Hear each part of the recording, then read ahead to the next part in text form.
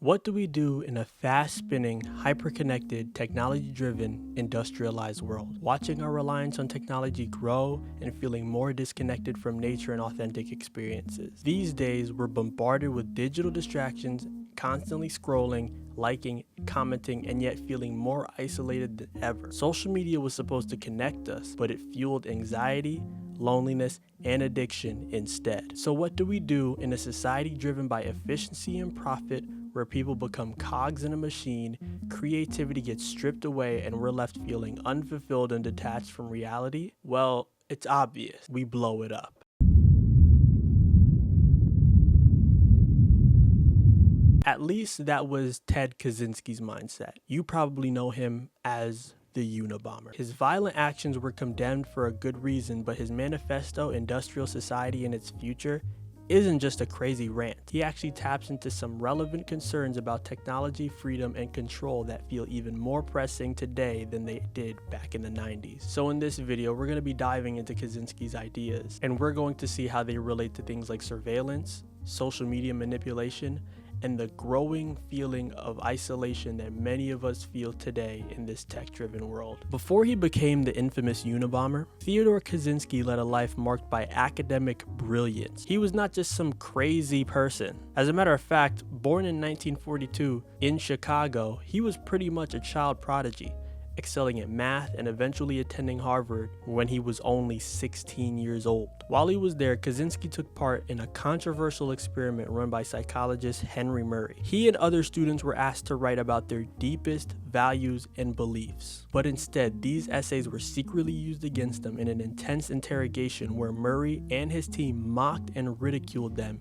testing their stress levels and trying to break them down. Kaczynski faced these sessions for 3 years, and even though he later said that Harvard didn't directly influence his choices, it's hard not to wonder how these experiences shaped his mind. Ted also went through a period where he questioned his identity on a deep level, developing a desire to become a woman, even going as far as visiting a psychiatrist to discuss the possibility of transitioning. Ultimately, he didn't go through with it, but according to his journals, that whole experience left him feeling even more isolated and ashamed. It was a turning point, marking the beginning of the anger and resentment he carried with him for years afterward. Fast forward a bit, and he's living completely off the grid in a tiny cabin in Montana, far from modern society, trying to live a life completely removed from the world he hated. But that peace didn't last. Gradually, more construction popped up near his cabin, new roads, logging operations, and even more cabins being built. To Ted, this wasn't just annoying. It was like the very thing he'd run from was invading his last sanctuary. So he started to actively sabotage construction sites, damaging equipment, and doing whatever he could to slow down the advancing development. For Ted, this wasn't just about his own space. It was a part of a larger battle against the industrial society he saw as crushing nature and personal freedom. So then we get to the bombings. Ted's campaign of terror lasted from 1978 to 1995, and he targeted people and institutions he felt represented everything wrong with modern society. It started in 78 with a package bomb left at Northwestern University. Over the years, his targets expanded to airlines, corporate offices, and individuals he thought were advancing the technology he despised. Overall, Ted injured 23 people and killed 3. Ted saw all these people as symbols representing the industries he thought were taking society further away from individual freedom and closer to the technological dystopia he feared. Catching Ted was an 18-year manhunt, one of the longest and most complex in its history, involving a task force of 150 agents who analyzed Ted's bombs, letters, and ultimately his manifesto. In 1995, after years of targeting individuals and institutions he associated with, Ted sent a 35,000-word manifesto, Industrial Society and Its Future, to major newspapers, offering to stop his attacks if they published it. The Washington Post and New York Times took the risk and published the manifesto, hoping it would prompt someone to recognize his writing style. This actually turned out to be the case. Ted's brother, David Kaczynski, along with his wife, began to suspect that Ted was the Unabomber. David noticed the distinct style and ideological tone in the manifesto, which matched letters he had received from Ted over the years. He reluctantly contacted the FBI and provided them with samples of Ted's writing. Linguistics analysis confirmed the similarities between the Unabomber's manifesto and Ted's previous writings, providing the FBI with a much-needed lead. This evidence, combined with the extensive surveillance and research, led the FBI to Ted's cabin in a remote part of Montana. On April 3rd, 1996, agents surrounded his cabin, and without resistance, Ted was arrested. Inside the small cabin, agents found bomb-making materials, explosive devices, detailed journals documenting his plans and attacks, and an original draft of the manifesto. This evidence left no doubt that he was the Unabomber. Ted was charged with multiple counts of murder and transporting explosive materials. In 1998, he pled guilty to all charges to avoid the death penalty, receiving a life sentence without the possibility of parole. He was held in the high-security federal supermax prison in Florence, Colorado, where he remained until his death on June 10th, 2023. So, what was Kaczynski really saying? In his manifesto, he argued that the technology was leading humanity down a dangerous path where individual freedom would slowly be replaced by reliance on machines and controlled by large institutions. He called it technological slavery, where we're forced to live in a system that limits personal choice, with governments and corporations monitoring and shaping our behaviors for their gain. He argued that people would soon become physically and emotionally dependent on technology to an unhealthy degree. He states that people, instead of living in accordance to their basic human nature, conform to a rigid system that creates alienation, depression, and anxiety. Ted also expressed his disdain with political ideologies, particularly leftism.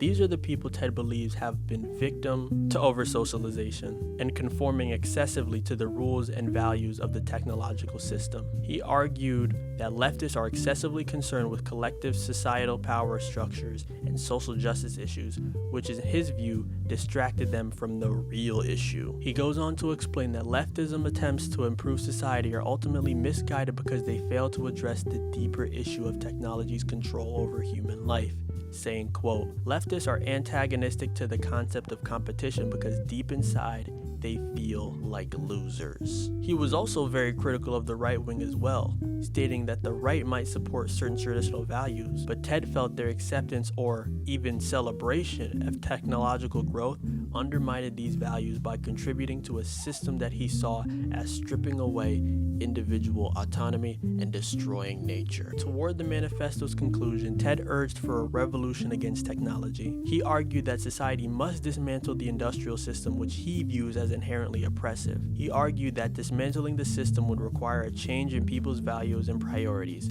moving them away from technological dependency and towards simpler, nature-centered lifestyles. He said, quote, "The only way out is to dispense with the industrial technology system altogether." What I would think is very surprising to most people is that even though Ted's actions were extremely violent, in the manifesto, he does not explicitly call for violence. Instead, he suggests a gradual, ideological-driven movement where people would resist and eventually abandon technological society on a broad societal level. The violence was just a means to get eyes on his manifesto, which I think we can all agree wasn't the best way to do it. But the question is, was he right?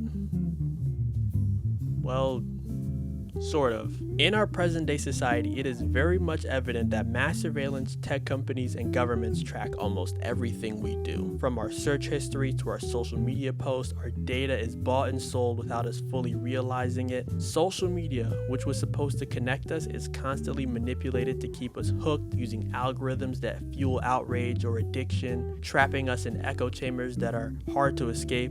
It's not difficult to see Ted's point that technology has become a tool of control even though we're the ones who willingly interact with it every day. And things like social alienation, he predicted that technology would isolate us, and today people report being more lonely than ever, despite being more connected. Studies show rising levels of depression, anxiety, and loneliness linked to heavy social media use, especially in younger generations who grew up in this hyper digital world. Then there's this whole idea of the power process. Ted argued that technology would strip us of meaningful work, leaving many people stuck in repetitive jobs, consuming endless digital digital distractions to avoid confronting how unfulfilled they feel. And as AI and automation threaten to replace even more jobs, Ted's warnings about technology robbing us of purpose is starting to sound a bit more alarming. So while Ted's actions were horrific, his critiques about the direction society has been heading have been very